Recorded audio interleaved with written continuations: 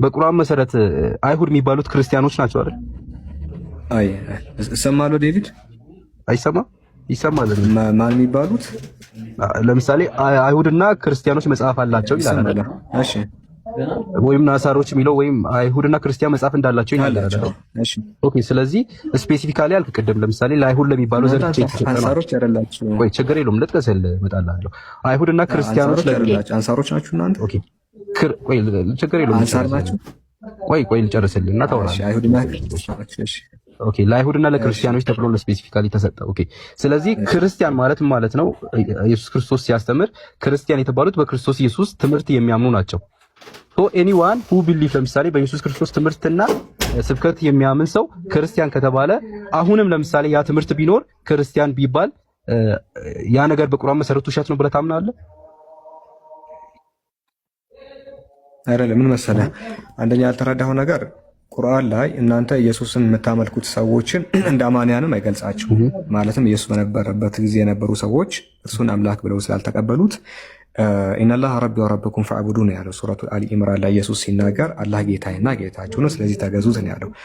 በወቅቱ የነበሩ ሰዎች ሊያምኑበት የሚገባው ትምህርት አላህ የኢየሱስ ጌታ የኢየሱስ ፈጣሪ የራሳቸውን ጌታ እንደሆነ እንዲቀበሉ ነው እንጂ እሱ ራሱን እንዲያመልኩት አይደለም። ስለዚህ አንደኛ ቁርአኑ እነዛ ትክክለኛ የኢየሱስ ተከታዮች ብሎ የሚጠራቸው ነሳራ ብሎ የሚጠራቸው አጋዥ ማለት ነው ነህኑ አንሳሩላህ ይላሉ።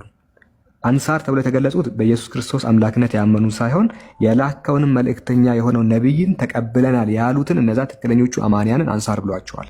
እናንተን አንድን ቦታ አንሳር ብሎ አልጠራችሁም። እናንተን ምዕራፍ 3 ቁጥር 171 ላይ ከሃዲያን ማለትም ካፊሮች ብሎ ጠርተዋቸዋልና እናንተ የሚመለከታችሁ አይደለም ነው የቁርአኑ ስያሜ። ኦኬ ቁርአን ላይ ወረስት ክሬቸር የሚለው አይሁድና ክርስቲያኖች ነው ኢን ዘ ሴም ታይም። ሶ እነሱ የቶቹ ናቸው ማለት ኢየሱስ ክርስቶስ አምላክ መሆኑን አውቆ ያመለኩትን ነው ወይስ መጽሐፉ ራሱ የተሰጣቸው እንደ ወረስት ክሬቸር ናቸው? የተላለፉትን መጽሐፍ የተሰጣቸው እኮ ለቀደምት ህዝቦች ህግና መመሪያ ይሆን ዘንድ ነው። ነገር ግን ከመጽሐፍቱ በማፈንገጥ ነቢያት ላይ ያዋሹት አካላት አሉ። ወረስት ክሬቸር ተብለዋል አፈንጋጮቹ። እስከ ዛሬም ድረስ ያፈነገጡት ካሉ ይመለከታቸዋል። እንዴት መሰለህ አሁን እኔ ጥያቄ ሆነብኝ። አይሁድ የሚባለው ዘር ነው አይደል? ለምሳሌ እውነተኞቹን የኢየሱስ ተከታዮች ደወረስት አንቀጹን ብትጠቅስልኝ በነገራችን አንብቦ እስኪ አንቀጹን አይ ቲንክ 96 ላይ ነው አይደል? አንብቦ ችግር እንግሊዘኛውንም አንብቦ ሙሉን እንግሊሹንም ቢሆን ስለምንረዳ አንብቦ። ደወረስት ክሬቸር የሚለውን ፓርት ሙሉን አንብቦ ከፈለክ እንግሊሹን ከፈለክ አማርኛውን። ኦኬ በእጄ ላይ አላስኩትም ከዚህ በፊት ሱራ ጥቀስ፣ ሱራውን ጥቀስና ከዛ አንብበው የፈለከውን ነው የምልህ።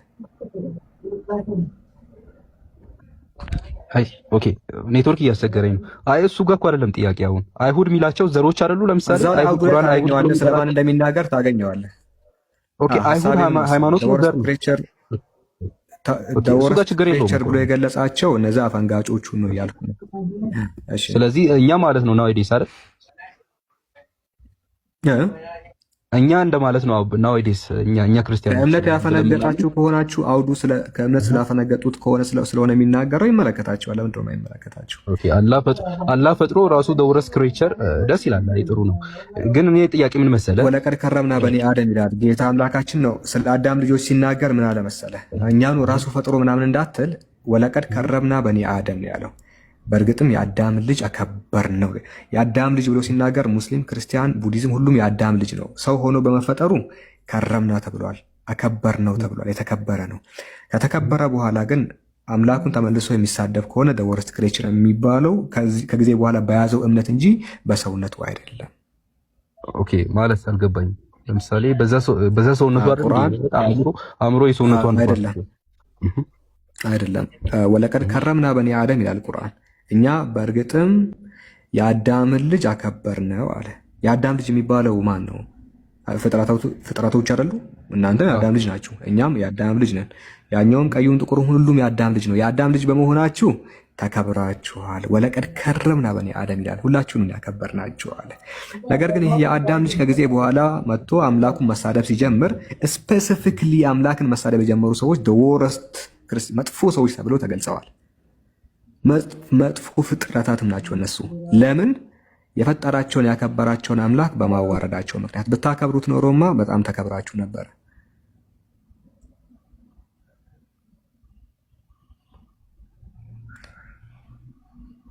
ልክ መጽሐፍ ቅዱስ ላይ እግዚአብሔር ያዕቆብን ወደድኩት ኤሳውንም ጠላሁት እንዳለው ኤሳውን የጠላው የኤሳው ስራ ነው። ያዕቆብን ያስወደደው የያዕቆብ ስራ ነው። ያዕቆብን ወደድኩ ኤሳውን ጠላሁ ተብሎ ተጽፏል አለ። ስለዚህ ያዕቆብን ያስወደደው የያዕቆብ ስራ ነው። ኤሳው እንዲጠላ ያደረገው የኤሳው ስራ ነው እና ዳስ ሲምፕል ቲንግ። ኦኬ አሁን ያልገባኝ ምን መሰለህ? አይ ቲንክ ወደ